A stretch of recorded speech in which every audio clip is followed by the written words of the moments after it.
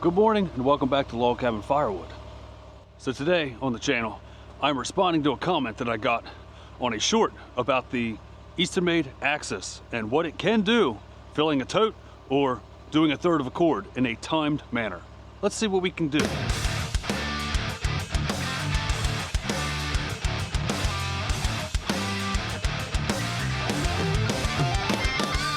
Hey guys, what's going on? My name is Jack. Welcome back to the channel. So today I'm going to do a little timed thing safely. I'm not going to be like trying to kill myself. I'm not going for world records, but as you can see here, I stacked up about a third of a cord. The neighbor had two 4-foot racks, you know, sitting over here. They were going to scrap, and I told them to save them because it would be good for something like this when we are wanting to run a couple challenges or, you know, see what it takes to do a measured amount of firewood. The commenter also said they wanted to see like some burly stuff. So I do still have some burly stuff in this pile, you know, with some notches and crotches in it.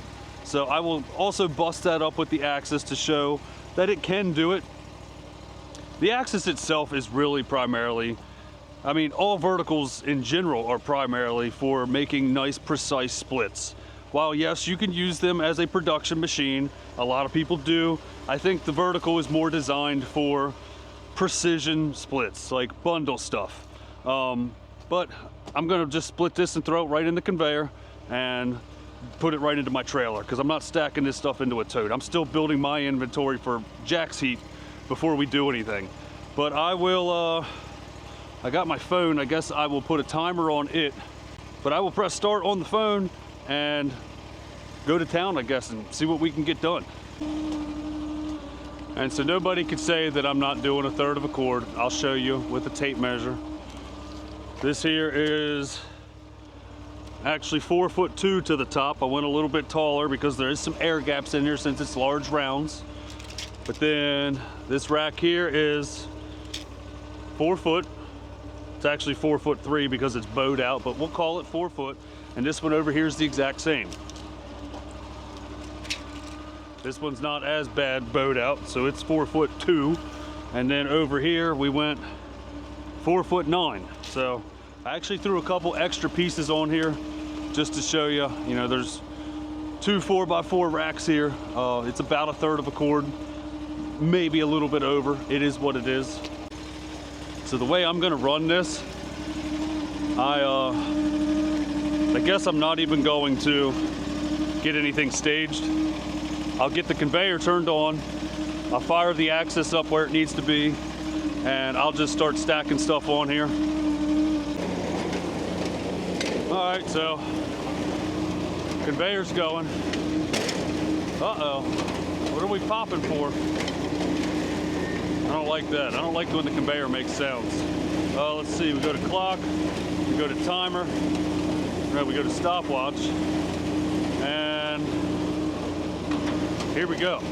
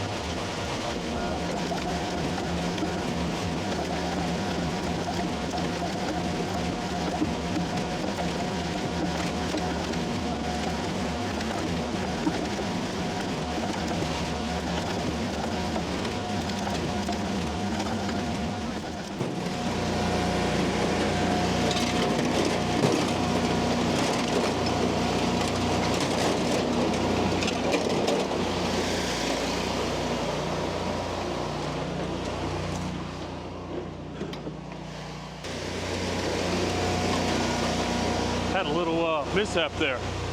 The conveyor jumped off, but it kind of put itself back on the sprocket.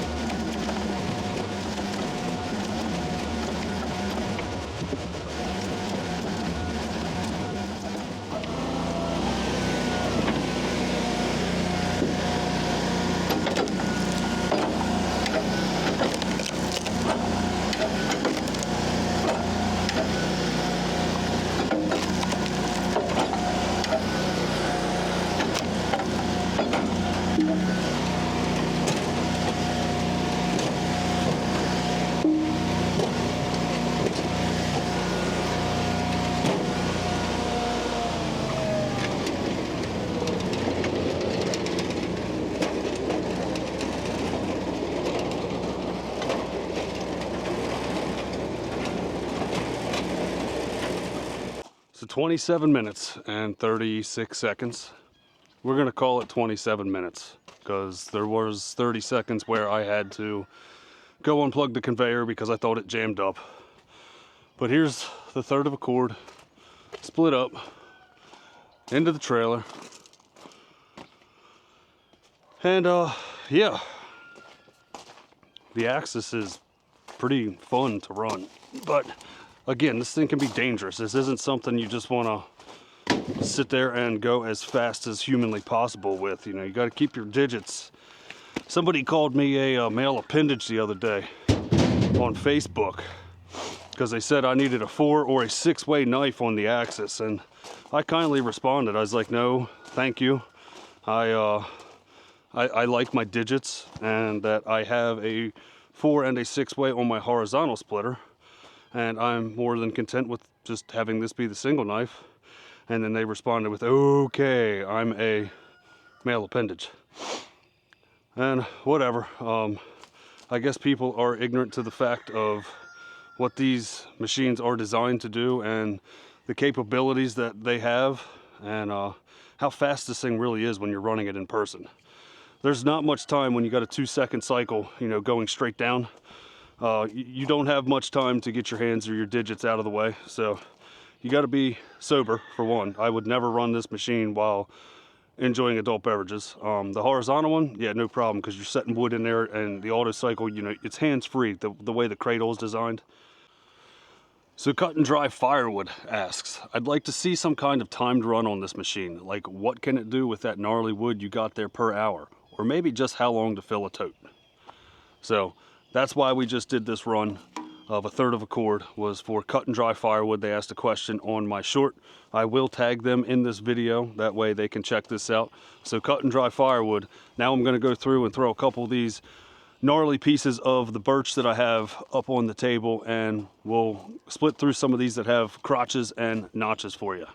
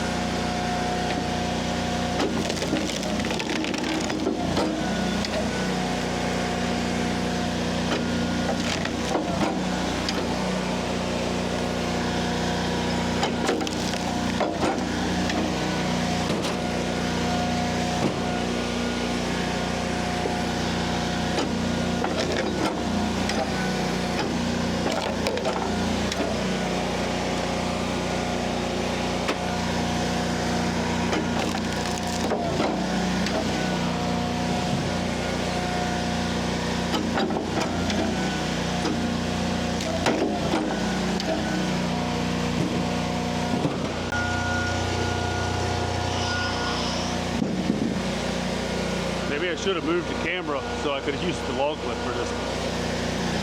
Let's see if we can go straight this way. I know it'll get some of it. Oh yeah.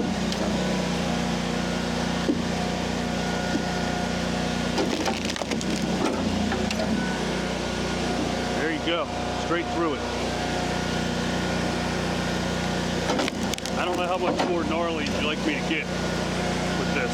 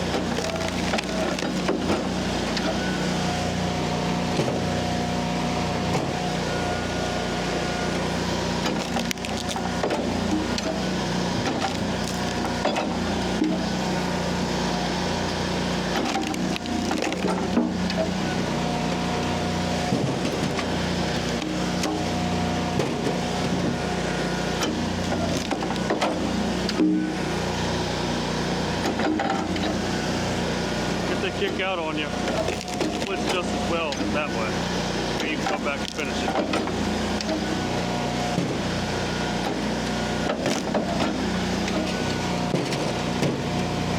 Like for this one here.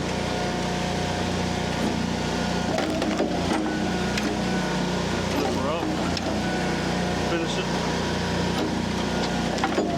Kinda.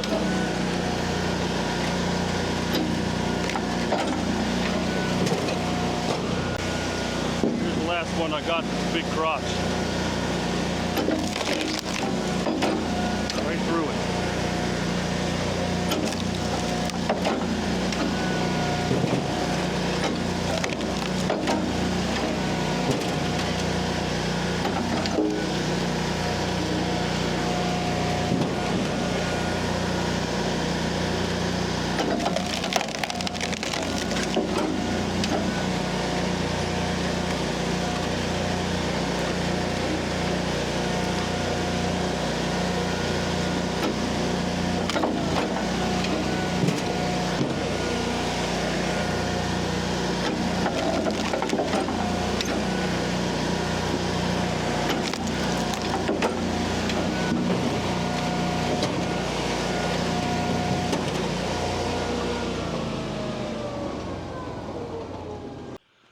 Well, there you go, guys. I did a couple crotchy, notchy pieces with the new Eastonmade Axis.